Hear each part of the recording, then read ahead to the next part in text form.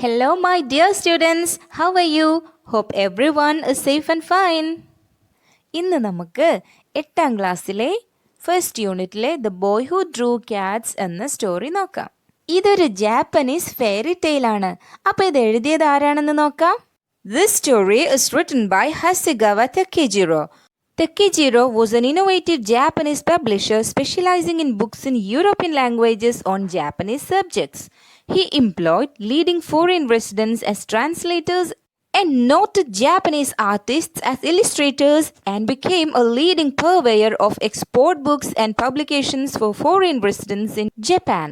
അദ്ദേഹം നൂതനമായ ആശയങ്ങളുള്ള ഒരു ജാപ്പനീസ് പബ്ലിഷർ ആയിരുന്നു.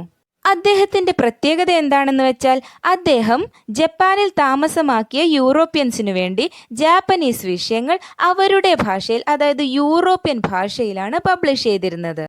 ഇതിനു വേണ്ടി അദ്ദേഹം പ്രശസ്തരായ ജാപ്പനീസ് കലാകാരന്മാരെ കാര്യങ്ങൾ വിശദീകരിക്കുവാനും അതുപോലെ പ്രമുഖരായ വിദേശ പൗരന്മാരെ ഇത് പരിഭാഷപ്പെടുത്തുവാനും വേണ്ടി നിയമിച്ചു. അങ്ങനെ അദ്ദേഹം ജപ്പാനിലെ വിദേശ പൗരന്മാർക്ക് വേണ്ടിയുള്ള ബുക്സിൻ്റെയും പബ്ലിക്കേഷൻസിൻ്റെയും ഒക്കെ ഒരു പബ്ലിഷറായിട്ട് മാറി. Now let's see what does the story say. Before we read, let's have a look at here. Hope you enjoyed the story, The Mysterious Picture. You came across Till, the painter in the story. In this story, you will see a boy who is a painter who knows to draw only cats. It's a Japanese folk tale. Read it and enjoy. നിങ്ങൾക്ക് ടില്ലിന് ഓർമ്മയില്ലേ? അദ്ദേഹം ഒരു painter ആയിരുന്നു. ഈ സ്റ്റോറിയിലെ ബോയും ഒരു പെയിൻറ്ററാണ്. പക്ഷെ എന്താ കാര്യം? അവന് ക്യാറ്റ്സിനെ മാത്രമേ വരയ്ക്കാൻ അറിയൂ. So are you ready? I'll read the lesson for you. A long, long time ago, in a small country village in Japan, there lived a poor farmer and his wife who were very good people.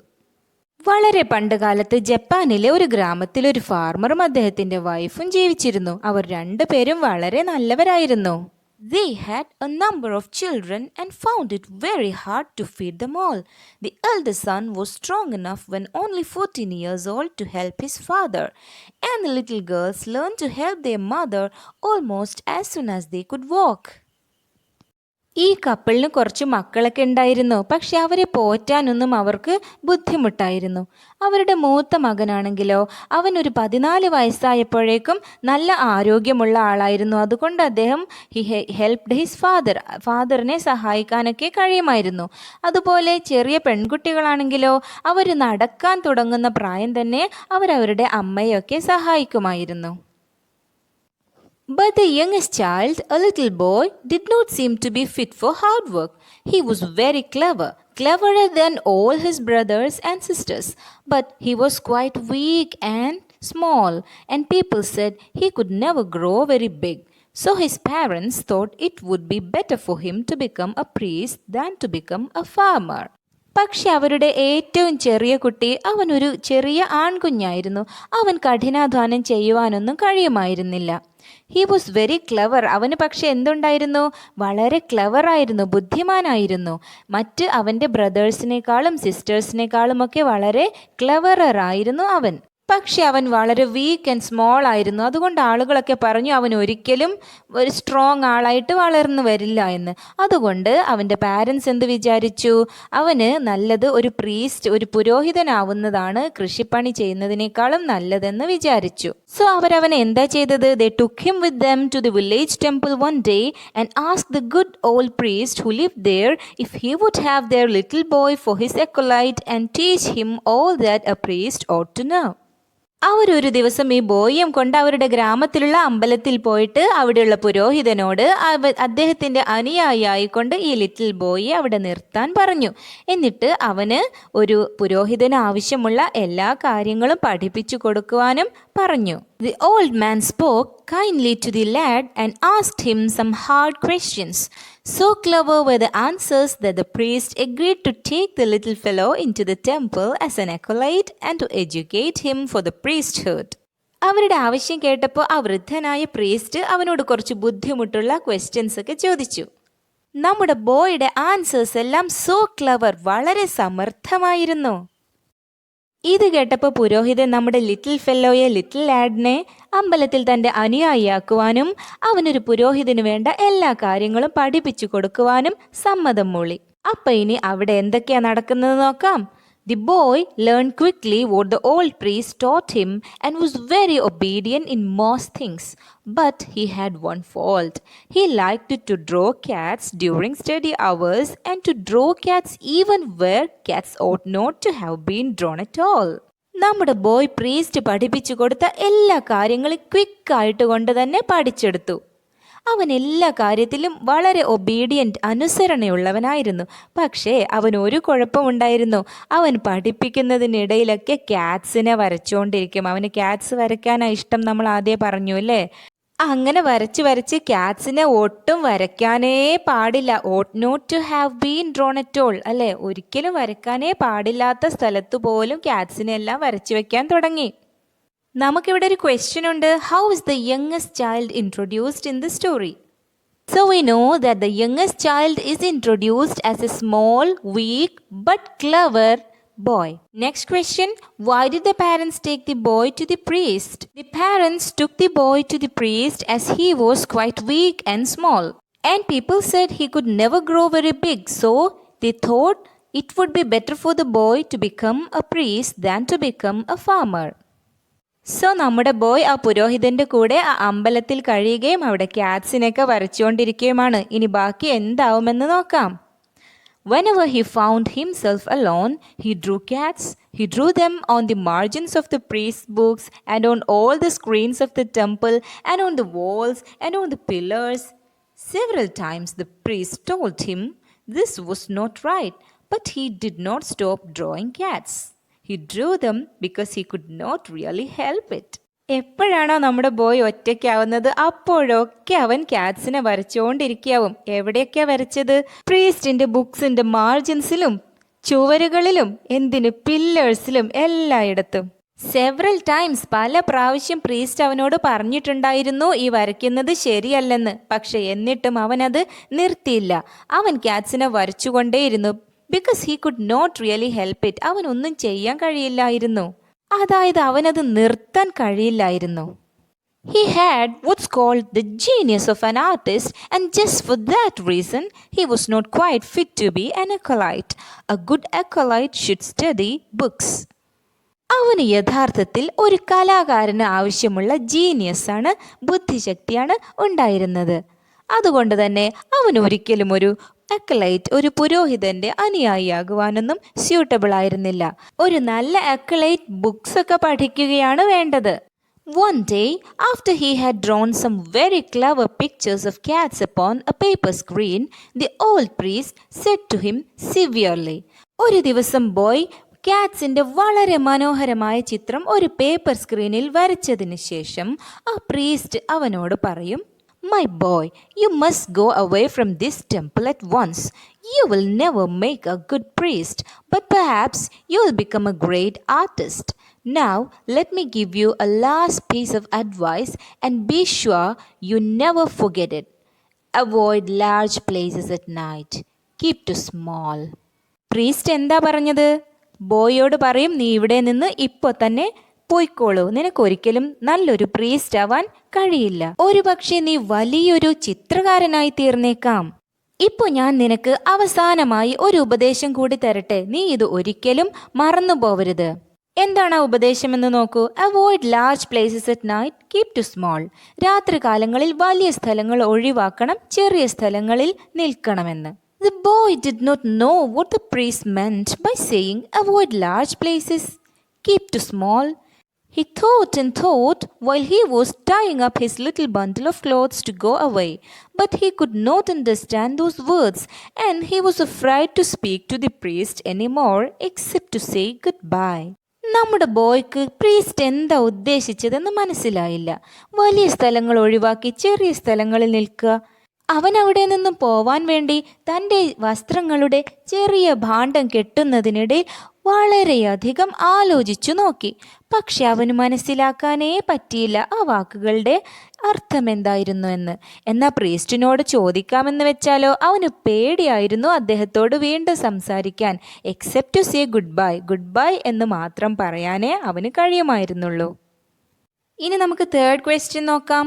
But perhaps you will become a great artist.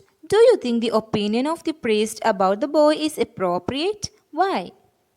Boy ഒരു പക്ഷേ വലിയൊരു കലാകാരനാവുമെന്ന് priest പറഞ്ഞത് വളരെ appropriate ആയ ഒരു opinion ആണെന്ന് നിങ്ങൾക്ക് തോന്നുന്നുണ്ടോ? എന്തുകൊണ്ട്? Yes, of course. The priest's opinion about the boy was appropriate as his passion was to draw. Now see the next question. What was the advice of the priest to the boy?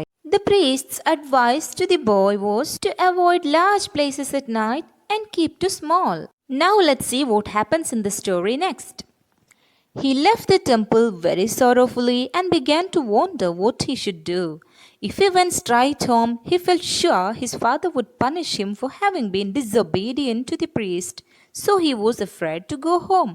വളരെ വിഷമത്തോടെ temple വിട്ട് ഇനി എന്ത് ചെയ്യണമെന്നറിയാതെ ആശയക്കുഴപ്പത്തിൽ നിൽക്കുകയാണ് നമ്മുടെ boy.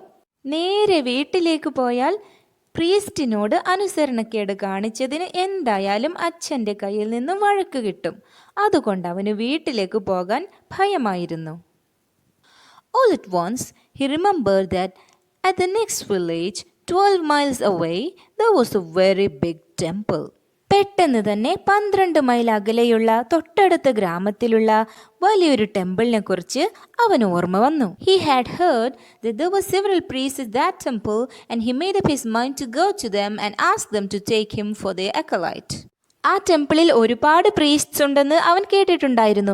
അവരോട് തന്നെ അവരുടെ അക്കലൈറ്റ് ആക്കാൻ ആവശ്യപ്പെടാമെന്ന് അവൻ മനസ്സുകൊണ്ട് തീരുമാനമെടുത്തു. അപ്പം നമ്മുടെ ബോയ് ഇനി ആ ടെമ്പിളിലേക്ക് പോവുകയാണ്. Let's see what happens in the next paragraph. Now that big temple was closed up, but the boy did not know this fact. The reason it had been closed up was that a goblin had frightened the priests away and had taken possession of the place. ആ വലിയ temple ഇപ്പോൾ അടഞ്ഞു കിടക്കുകയാണെന്നുള്ള വിവരം പക്ഷേ നമ്മുടെ ബോയ്ക്ക് അറിയില്ലായിരുന്നു. അത് അടഞ്ഞു കിടക്കാനുള്ള കാരണം വലിയൊരു ഗോബ്ലിൻ, ഒരു ഭൂതം, അവിടെ ഉണ്ടായിരുന്ന പ്രീസ്റ്റിനെയെല്ലാം ഭയപ്പെടുത്തി ഓടിച്ച് ആ സ്ഥലം കൈയടക്കിയതായിരുന്നു. Some brave warriors had afterward gone to the temple at night to kill the goblin, but they had never been seen alive again. Nobody had ever told these things to the boy, so he walked all the way to the village, hoping to be kindly treated by the priests. ധൈര്യവാന്മാരായ കുറച്ച് പോരാളികളെല്ലാം രാത്രിയിൽ ആ ഗോബ്ലിനെ കൊല്ലാൻ വേണ്ടി അതിനുശേഷം ടെമ്പിളിലേക്ക് പോയിട്ടുണ്ടായിരുന്നു. പക്ഷെ അവരെ പിന്നെ ആരും ജീവനോടെ കണ്ടിട്ടില്ല. ഈ കഥകളൊന്നും ആരും ബോയിയോട് ഒരിക്കലും പറഞ്ഞിട്ടില്ലായിരുന്നു. അതുകൊണ്ട് വഴി നീളെ അവിടെയുള്ള പ്രീസ്റ്റ് തന്നോട് നന്നായി പെരുമാറുമെന്നും പ്രതീക്ഷിച്ചുകൊണ്ട് അവൻ നടന്നു. ഇനി എന്താവുമോ എന്തോ, നമുക്ക് നെക്സ്റ്റ് പാരഗ്രാഫ് നോക്കാം. When he got to the village, it was already dark and all the people were in bed. But he saw the big temple on a hill at the other end of the principal street and he saw there was the light in the temple. അവൻ അവിടെ എത്തിയപ്പോഴേക്കും ഇരുട്ടായിട്ടുണ്ടായിരുന്നു.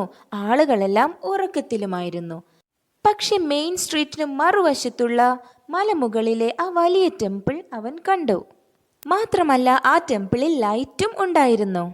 People who tell the story say the goblin used to make that light in order to tempt lonely travelers to ask for shelter.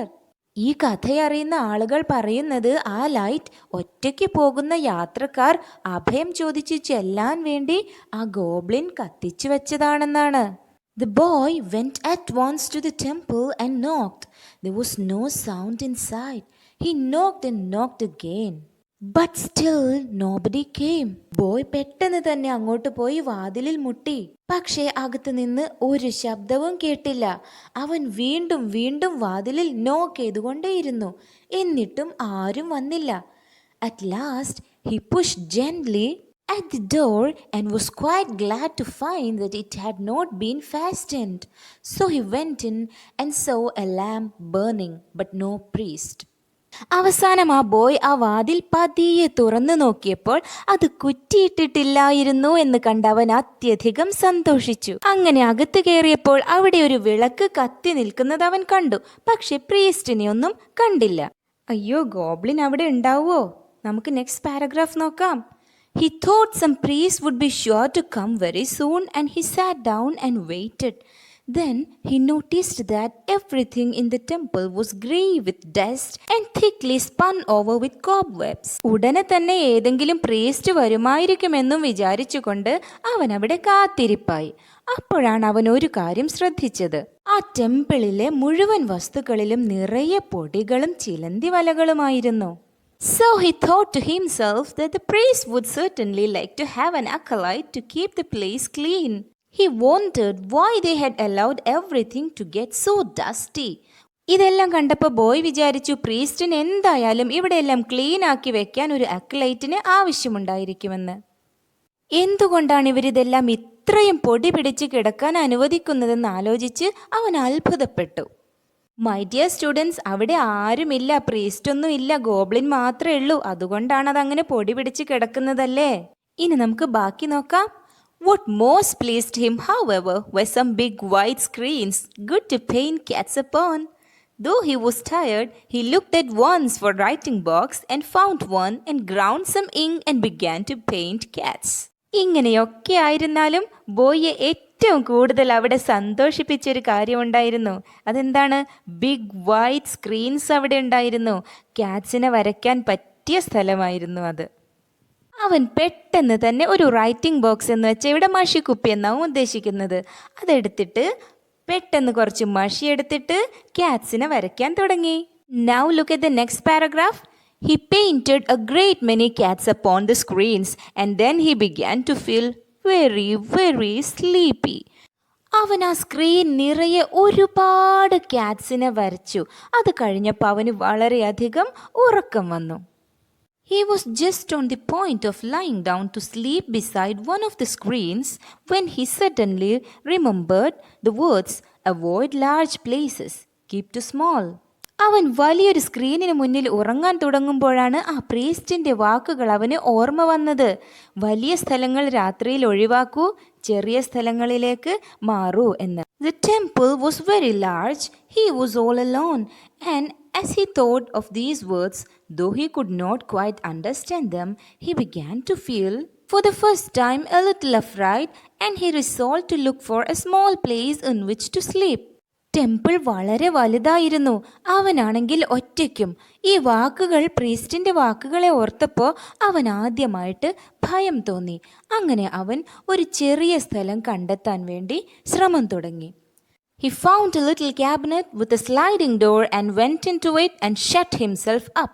Then he lay down and fell fast asleep. അങ്ങനെ അവനൊരു ചെറിയ മുറി കണ്ടെത്തി അതിനുള്ളിൽ കയറി ഉറക്കമായി. Very late in the night, he was awakened by a most terrible noise, a noise of fighting and screaming. It was so dreadful that he was afraid even to look through a chink of the little cabinet. He lay very still, holding his breath for fright. രാത്രി വളരെ വൈകി വളരെ ഭയാനകരമായ ഫൈറ്റിൻ്റെയും screaming, അലറി വിളിക്കുന്നതിൻ്റെയും എല്ലാം ശബ്ദം കേട്ട് അവൻ ഉണർന്നു. ആ ചെറിയ മുറിയുടെ ഒരു വിടവിലൂടെ പുറത്തേക്കൊന്ന് നോക്കാൻ പോലും തോന്നാത്ത അത്ര വിധം ഭയാനകരമായിരുന്നു ആ ശബ്ദം. അതുകൊണ്ട് അവൻ അനങ്ങാതെ പേടിച്ചുകൊണ്ട് ശ്വാസമടക്കി പിടിച്ചവിടെ കിടന്നു. The light that had been in the temple went out, but the awful sounds continued and became more awful, and all the temple shook. After a long time, silence came. But the boy was still afraid to move. He did not move until the light of the morning sun shone into the cabinet through the chinks of the little door. ആ ടെമ്പിളിൽ കത്തി നിൽക്കുന്നുണ്ടായിരുന്ന ആ വിളക്ക് കെട്ടുപോയി. പക്ഷേ ഭയാനകരമായ ആ ശബ്ദം തുടർന്നുകൊണ്ടേയിരുന്നു. അത് കൂടുതൽ കൂടുതൽ ഭയാനകരമായി കൊണ്ടേയിരുന്നു. ഒരുപാട് സമയത്തിനു ശേഷം ശബ്ദങ്ങളെല്ലാം പോയി സൈലൻസായി. പക്ഷെ ഇപ്പോഴും ബോയ്ക്ക് അനങ്ങാനുള്ള ധൈര്യമുണ്ടായിരുന്നില്ല. രാവിലെ വാതിലിനിടയിലൂടെ സൂര്യപ്രകാശ റൂമിലെത്തുന്നത് വരെ അവൻ അനങ്ങാതെ അവിടെ കിടന്നു. Then he got out of his hiding place very cautiously and looked about. The first thing he saw was that all the floor of the temple was covered with blood. അങ്ങനെ വെളിച്ചം വന്നതിന് ശേഷം അവൻ ഒളിച്ചു കിടന്നിരുന്ന ആ സ്ഥലത്ത് നിന്നും പുറത്തു വന്നിട്ട് ചുറ്റും നോക്കി. അവൻ ആദ്യം കണ്ടത് ആ ടെമ്പിൾ ഫ്ലോർ മുഴുവനും രക്തത്തിൽ കുളിച്ചു കിടക്കുന്നതാണ്. And then he so lying dead in the middle of it an enormous monstrous rat, A goblin rat bigger than A കൗ. പിന്നെയോ ആ രക്തത്തളത്തിന് നടുവിലായിട്ട് ചത്ത് കിടക്കുന്നുണ്ടായിരുന്നു ഒരു വലിയ ഭീമാകാരനായിട്ടുള്ള ഒരു ഗോബ്ലിൻ റാറ്റ്. അതിന് ഒരു പശുവിനേക്കാൾ വലിപ്പമുണ്ടായിരുന്നു. ആ ടെമ്പിളിൽ ഉണ്ടായിരുന്ന രാക്ഷസൻ എലിയാണ് ആ ചത്തു കിടക്കുന്നത്. But who or what could have killed it? There was no man or other creature to be seen. പക്ഷെ ആരായിരിക്കും അല്ലെങ്കിൽ എന്തായിരിക്കും അതിനെ കൊന്നിട്ടുണ്ടാവുക?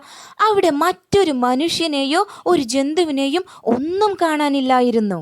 Suddenly, the boy observed that the mouths of all the cats he had drawn the night before were red and wet with blood. പെട്ടെന്നാണ് അത് boy ശ്രദ്ധിച്ചത്. അവൻ തലേന്ന് രാത്രി വരച്ചു വെച്ചിട്ടുള്ള എല്ലാ ക്യാറ്റ്സിന്റെയും മൗത്ത്സ് വായ നിറയെ ബ്ലഡ് കൊണ്ട് ചുവന്നും നനഞ്ഞും ഇരുന്നിരുന്നു. Then he knew that the goblin had been killed by the cats which he had drawn, and then also for the first time he understood why the wise old priest had said to him, "Avoid large places at night, keep to small." അപ്പം അവന് മനസ്സിലായി ആ ഭൂതത്താൻ എലിയെ കൊന്നത് അവൻ വരച്ച ചിത്രങ്ങളിലെ പൂച്ചകളാണെന്ന്. അതുകൂടാതെ അവൻ ഒരു കാര്യം കൂടി മനസ്സിലായി. എന്തുകൊണ്ടാണ് ആ പ്രീസ്റ്റ് തന്നോട് രാത്രികാലങ്ങളിൽ വലിയ സ്ഥലങ്ങൾ ഒഴിവാക്കി ചെറിയ സ്ഥലങ്ങളിൽ ഇരിക്കണമെന്ന് പറഞ്ഞത് എന്തുകൊണ്ടായിരിക്കും? അല്ലെങ്കിൽ ആ റാറ്റ്സും ക്യാറ്റ്സും തമ്മിലുള്ള ഫൈറ്റിൽ അവൻ കൂടെ പെട്ടുപോയേനെ. Afterward, that boy became a very famous artist. Some of the cats which he drew are still shown to travelers in Japan. ഈ സംഭവത്തിന് ശേഷം ആ ബോയ് ജപ്പാനിലെ വളരെ പ്രസിദ്ധനായ ഒരു ആർട്ടിസ്റ്റായി മാറി. അവൻ വരച്ച ചില ക്യാറ്റ്സിനെ ഇപ്പോഴും ജപ്പാനിലെ ട്രാവലേഴ്സിന് പ്രദർശിപ്പിക്കാറുണ്ടെന്നാണ് ഈ സ്റ്റോറി നമ്മളോട് പറയുന്നത്. Hope the story is clear to you. Now let's see the questions and answers. നമുക്കിനി 5th question ആണ് ചെയ്യാനുള്ളത്. Why didn't the boy go home after he left the temple? എന്തുകൊണ്ടാണ് ടെമ്പിൾ വിട്ട ശേഷം ബോയ് വീട്ടിലേക്ക് നേരെ പോവാണ്ടിരുന്നത്? The boy didn't go home after he left the temple because he was sure that his father would scold him if he came to know that he had disobeyed the priest. Let's now look at question 6. When the boy entered the temple, he did not see anyone. What could be the reason? Boy ടെമ്പിളിനകത്തേക്ക് കയറിയപ്പോൾ ആരെയും കണ്ടില്ല. എന്തായിരുന്നു കാരണം? The boy did not see anyone because all the priests were frightened away by a monstrous goblin rat who occupied the temple. Let's now look at question number 7. Why did he choose a small place to sleep? അപ്പോൾ നമുക്കറിയാം എന്തുകൊണ്ടാണ് boy ഒരു ചെറിയ സ്ഥലത്ത് ഉറങ്ങാൻ കിടന്നതെന്ന്. The boy chose a small place to sleep as he remembered the priest's advice to him. The priest had advised him to avoid large places at night and to occupy small places. Now the next question, where did the boy find a safe place to sleep on? The boy found a little cabinet with a sliding door in the temple to sleep on. Next question, what was the dreadful voice that the boy heard? എന്തായിരുന്നു ആ boy കേട്ട ഭയാനകരമായ ആ ശബ്ദം? The dreadful voice that the boy heard was of the fight between the monstrous goblin rat and the cats he drew. He heard them screaming and fighting. Now question number 10. How do you think the goblin rat was killed? എങ്ങനെയാണ് goblin rat കൊല്ലപ്പെട്ടതെന്നാണ് നിങ്ങൾക്ക് തോന്നുന്നത്? I think the goblin rat was killed by the cats that the boy drew the previous night. Let's now look at the last question. Was the advice of the priest helpful to the boy? Why? പ്രീസ്റ്റിന്റെ advice ആ ബോയ്ക്ക് useful ആയിരുന്നോ? എന്തുകൊണ്ട്? Definitely അല്ലേ. The advice of the priest was helpful to the boy because it saved his life from the monstrous goblin. Had he been sleeping in that big room, he would have been killed by the goblin rat. So my dear friends, hope you have enjoyed the session. Thank you for watching. Bye-bye.